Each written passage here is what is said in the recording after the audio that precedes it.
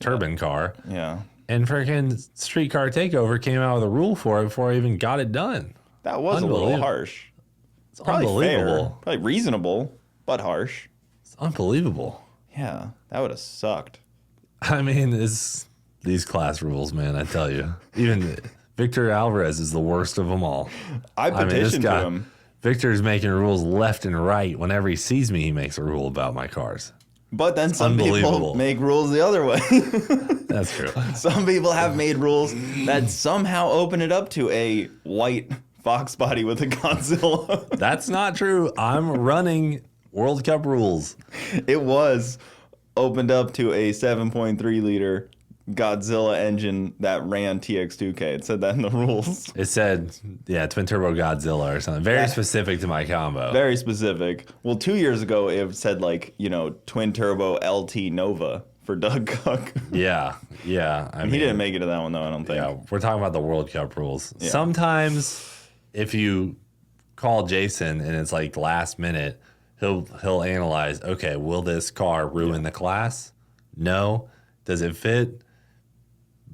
Yes, pretty much. And he'll make a specific rule. And I think in every instance that he's done that for me, we've never won. So it does make sense to, make certain cars fit that don't, knowing their potential. If the problem is if somebody reads that and then next year they end up trying to build a combo that can really streamline into there. Like if somebody did that for LDR, somebody would figure out a workaround for that. I was trying to get him to change or help me get like an approval for a rule, I guess, bypass just last week because I called him. I'm like, hey, we're taking the Godzilla out of McFlurry, so it's not going to fit those rules. Well, I was going to switch to the Ultra Street rules, which is a very popular class, very serious rule set. Super tight. It's great. I had no problems with the engine combo. I was going to run the Coyote with their size turbo, the Ultra Street turbo, but Ultra Street doesn't have a rule for 5-speed Lenkos. So I'm just like, hey, I'll run their everything. Can I just get a 5-speed Lenko? Can you just a provision for that? Yeah, just a provision for that. And he's like, dude, Ultra Street is way too strict. We can't do it. Yeah, so James's car I do get turned down. Yeah. I'm not like there's definitely some races that are less serious where you can get more of a okay, I don't care, a World Cup. Yeah. He doesn't mess around because his classes are really important to him. So, well, especially in the Ultra Street crossover deal, because those guys are extreme. Yeah. They have like a Facebook group and they go crazy in that deal. They come at each other a little bit. I've heard. James I think that's why he Street. didn't want to mess with it. That's why James likes Ultra Street. Well, and then Mullet, I just got kicked out of all the classes that I raced. Like last year, I won the streetcar class at FL2K, kicked out. Won the Warriors versus Trace Quattros at World Cup, kicked out, Yeah. I messaged Victor to kick you out of all of those, even though I don't run. Even though you're not in Even though I'm not in it. I'm not in the A group, and I'm still out here petitioning. Yeah. I'm like, dude, what's the deal? Why can't I run this class? He's like, dude, everyone's complaining about your lockup, and then now you have a different engine. It's billet. And I'm like, all right, whatever. So I'm running with Pro Mods now, which is just 560s. So I'm hoping this year, after I get absolutely cranked by a bunch of Pro Mods, he says, okay, we'll let Mullet back down one class and hopefully give me a reasonable set of rules. Like, I don't mind not using my lockup if I don't have to, but I'm not going to switch back engines to fit the class rules. That's what I would have had to do. But if you were to, just thinking long term, I guess, you probably want something faster and lighter than Mullet. It almost needs to be a different chassis. Would you just put that billet motor in something else and put like a regular old cast block motor in? Like Mullet? What it used to have. Because it was good with the cast block motor. Yeah. You could drive it everywhere. It probably wouldn't overheat. It wouldn't be like a pain in the ass. Mullet can't go backwards, but I would be okay. See, like everyone's like, oh, you should just go back to your old engine. It lasted so, it was doing so good. You went 647. Well, like the rated boost from Steve was like 40 PSI. We were running like 57 at World Cup to squeeze out a 647. Yeah. So if I put the old engine in and I don't go as fast as the car used to go, and everyone's gonna be like bored of it. I just figured it'd be good for drag and drive stuff, and then you can just, have something a little faster for.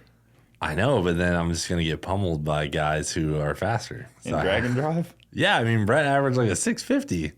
Yeah, but I don't think he's gonna go to all of them. He went to one. No, I but I gotta go beat him. Oh yeah, you gotta beat him at World Cup. I gotta beat him at freaking sick week. Sick week, yeah, that makes sense. So it's I think he'll do it again. I think he's signed up.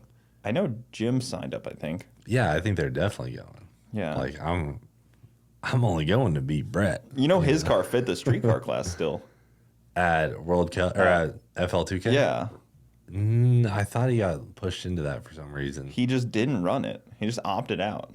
Well, you can only run one class now. That's why he just opted out of streetcar. And he was hoping Jim would win, and then Jim went runner-up. He was pissed. Oh, I thought there was a rule that kept him out as well. No, I don't think so. Because he's on small tires. It is amazing what his car and the Coyote are doing. Like, it's really fast. Very quick car. So I got some work to do to chase him. His chassis is so much better than Mullet's, I think. It's so beautiful when like on a 275, he's just going so fast. And here I am on a 275. I just can't get the power down. So we got some reeling in to do there, which I think they've gone and tested a lot more than us. So he's definitely tested that car a lot, but he's also very, very subtle with his testing. Like very little change. Like, oh, this time I'm just gonna test like one little bar adjustment. Like it's just so like meticulous of like small changes. Can you just chill out, Brett? Yeah. We're talking about the guy with the green Mustang. Yeah. No one knows. Well, Sala, he's been on. He's a fast car. Yeah. He works at Real Street, and they got that thing pretty dialed in. Unbelievable. Yeah, it's a good car. I'm excited for World Cup. I'm not going to go because, it's tough to just go hang out at a race that you're not actually participating in. Yeah, it's cold. It's cold. It's going to be packed. Long week. Yeah, World Cup is, I definitely look forward to it a lot. I love the race. I watch. Yeah, I wonder how many people watch the live stream because it's got to be one of the best of the year. The stands are packed all 3 days. It's probably my favorite race to sit down and watch. Yep. So exactly. At the end of the day, when we're done with our rounds, just going up there, it's sick. That's why I just opt to turn it on the TV. Yeah, no, I don't blame you. It helps me. I don't blame you. It's nice for that deal. I'm trying to do a pregame again for that. I don't know who's gonna come on. Maybe I need to get Jason Miller down for maybe next year's pregame. So who's around here that's going? Well, I guess Victor. Brett will be there. Brett, yeah. Jim will be there. Maybe you can come on. Maybe is Jim racing? Jim's not racing, but he's helping Brett. Yeah.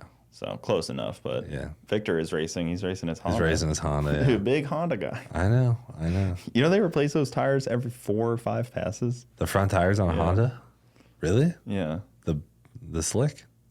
Why? Because the sidewalls die? They just tear them up too much. They start to chunk on the brakes. What? Because they're I think they're 70% nose weight. Oh my gosh. Yeah. So next time you see a Honda guy racing, know that he gets 4 passes out of a $300 set of tires. And his engine?